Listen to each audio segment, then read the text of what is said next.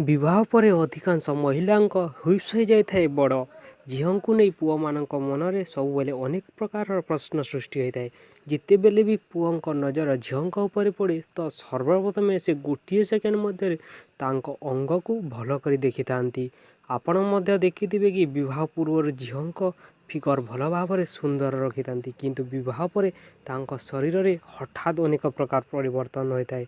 विवाह पर झील हुइप्सर तान परिवर्तन अधिक समय होता है। विवाह पर देखा मिली थाए जे महिला हुइप्स परिवर्तन आसी था। यही परिवर्तन कौन पर आसी था ताहा तो आप निहाती भाव जानवे। ता पूर्व आपड़ जदि आम चैनल को सब्सक्राइब करना सब्सक्राइब करनी पाखर थी घंटा को निहाती भाव दबाई दिंतु। हुइप्स बढ़िबार अनेक कारण रही।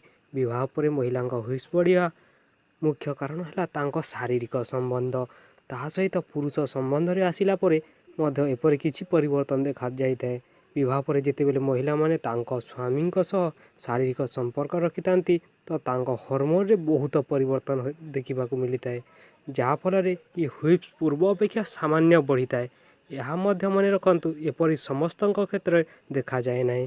आशा करे भिडटी भल लगी जदिओ भल लगे ताहले निजर सांग मानू निहाती भाव में शेयर करंतु। धन्यवाद दर्शक बंधु।